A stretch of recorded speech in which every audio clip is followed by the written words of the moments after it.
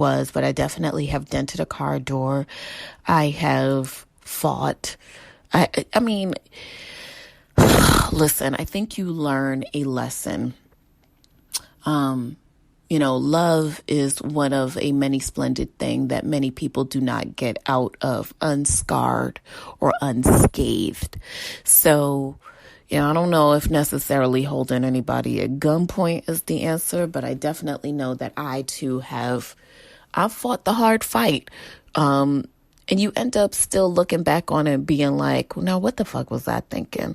That nigga won't shit. I needed to just let him go. But in the moment, you feel so violated, and you feel like if only I can make you feel the hurt of abandonment that I feel in this moment. But a lot of times it's not even worth it. So, but I feel like the worst thing that I have ever done was not a physical act of violence, but it was more of an act committed against myself. I think the worst thing that you could ever possibly do when you realize that someone is being unfaithful is to demean yourself and beg for yourself. I think that that's probably the most hurtful act. And I think besides all of the physicalities and the fighting that may have taken place, I think the thing that resonates to me the most about, don't do is if you find that someone is leaving you or cheating on you, don't beg for yourself. Don't beg for yourself. Just let them go. Because more times than not, I've never had anybody who I've let go who hasn't come back. And that's a testimony. But yeah, more times than not in those situations, they always come back, bruh. They always come back. So never fear. Love will always be here. Listen, let's take a quick break and let's come back. And I am going to read you this letter from someone who chooses to remain anonymous. But let's get into that. We'll be right back. All right, so we are back. Now, every week I do a setting of the table, which is a moment for us to just get conscious and get mindful about a myriad of subjects or one subject in particular. Now, one of the subjects that have been really pressing to a lot of our listeners is just kind of the mental stability and place that they're in during being quarantined. So I received a letter from a listener this week, and shout out to all my listeners in Denmark. Shout out to all my listeners in Great Britain. Shout out to everyone listening in Cali, in Georgia, in Virginia. Thank you guys so much. Shout out to everybody in Canada. Now, this person has asked to remain anonymous, so we're going to call her Debbie.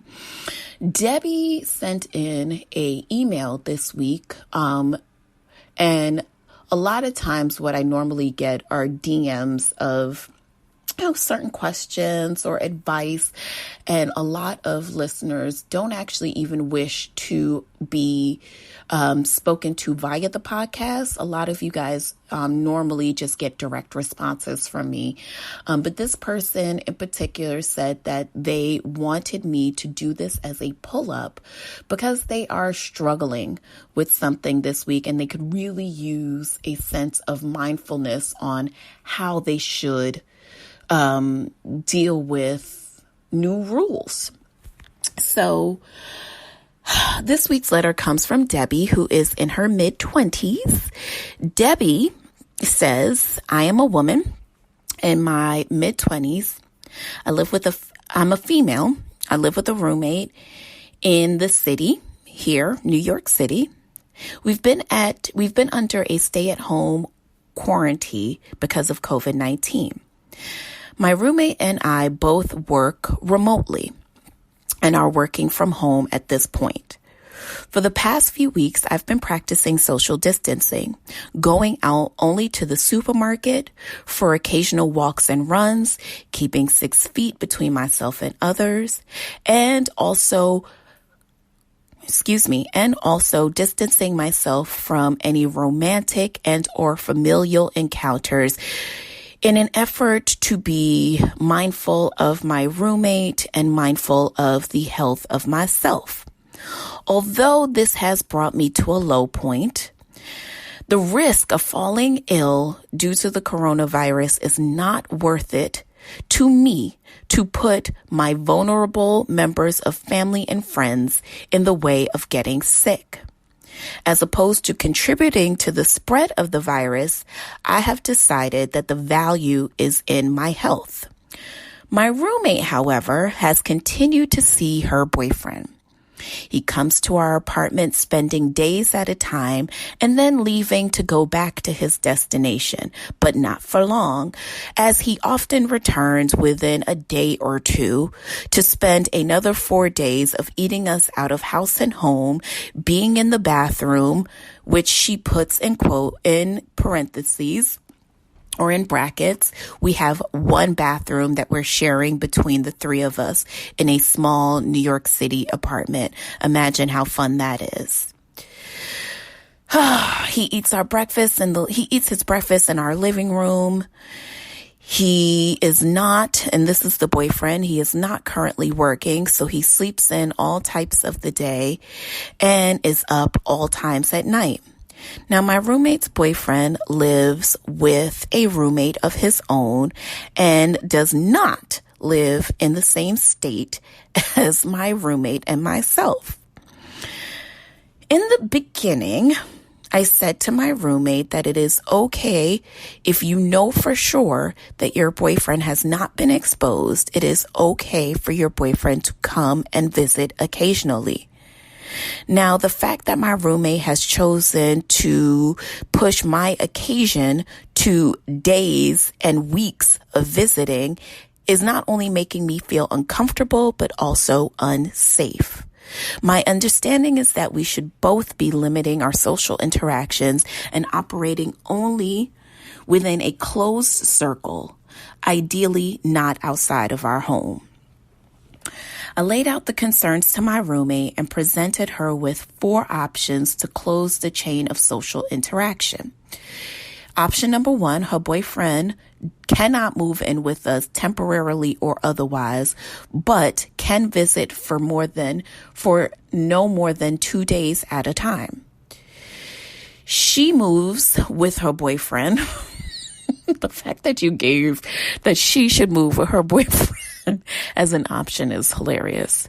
She goes home to her family's house. Oh, I didn't know that. She goes home to her family's house and her boyfriend could come visit her there. So wait, the roommate's family also does not live in the city. So let's also put that out there. Or that she can peacefully stay in our apartment and stop seeing her boyfriend until the pandemic dies down. Now, she said my roommate refused to accept any of these options. She insisted that it is her right to see her boyfriend and that she does not believe she is flouting the stay-at-home advisory. You do listen to me. Flouting is a word.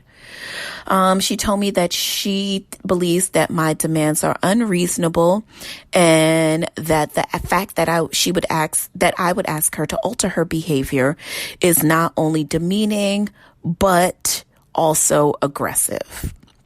She presented a compromise, which was to clean the common spaces more often and to have as little contact with my boyfriend as possible.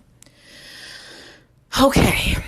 Thank you so much for that email, Debbie. Now, here's what I'm going to say. I think that there are a case of new rules, obviously, that need to be adhered to, especially by people who live in a situation where there are multiple dwellers in a home. Now, this often happens in urban communities because a lot of us cohabitate in shared spaces, which means we are not only sharing a space, but we are sharing germs, we are sharing household safety, we are sharing well-being, and we are also sharing the possibility that one, if not both of us, may be able to fall ill due to the current pandemic. Navigating these new responsibilities and intimacies is not easy. But what I would suggest is, number one, finding out whether or not you and your roommate have much time left on your contractual obligation to renting. And if so, it may be time that you and now let me also say this. Debbie did point out in her letter that other than the problem with her boyfriend, with the roommate's boyfriend, she's actually never had an issue with her roommate. And she's also really open to staying with this roommate because, as she's put it, she has lived in New York for several years and has had different roommates, and this is the first one that hasn't gotten on her entire last nerve. Now listen, as I said, navigating the intimacies of this can be very difficult. Quite frankly, I don't know how many of you have been doing this, but a lot of times familiarity can breed contempt. It's important that people are able to have these situations where they can openly speak to each other and communicate in a way that is not only effective, but lays the groundwork and the foundation for your relationship as well as your individual happiness. Literally, no one would have chosen this situation, but it wasn't a choice. So, therefore, a lot of us have had to suffer ourselves, so to speak, by giving up things and people that, to be honest with you, without a definition of when it will end, seems like it could go on forever, but it won't. You are in a current living situation with someone. So therefore, it is imperative that you be cognizant of not just your personal needs, but the needs of that person, and not just your health, but the health of the other person. You can only advocate for someone who else and what they're doing outside of your presence, but for so much. Yeah, your roommate's boyfriend may be with you guys often, but the fact of the matter is there are moments when he's not with you. And when he's not with you, who knows how responsible and or accountable that person may need or may feel like they need to be. Listen, if everything is all that between the boyfriend and your roommate, then maybe the roommate needs to go wherever the boyfriend is staying and stay there for a couple of days. You didn't sign up to have two roommates. You signed up to have one. And I don't think that it is aggressive or in any way, shape, or form unfair for you to communicate to your roommate that as much as you want them to be happy and as much as you would like to have an unproblematic relationship with them, having this boyfriend come in and stay for undefined periods of time is not only irresponsible, but it is also unkind and it's also unnecessary. I mean, I get it. You want to see your boyfriend, but a lot of times I think that some of us are just acting in a way of, hey, someone told me I can't do something, so that's the thing that I'm going to push to do because I don't want to be told that I can't do anything. I get it. You want to be with your significant other and live your life just as though it's just another regular day. But it's not just another regular day. And this is not just another regular time. So if your roommate and their boyfriend feel like they need to be together that much, then they either A, need to get their own place together, or B, need to go back to the boyfriend's house. But putting you in a line of danger for something that you didn't sign up for is not, it's not cool. But it's important that you're able to express yourself and communicate this to your roommate without being attacking, without being blaming. If it's necessary, maybe you need to present the renter's contract one more time to your fellow roommate.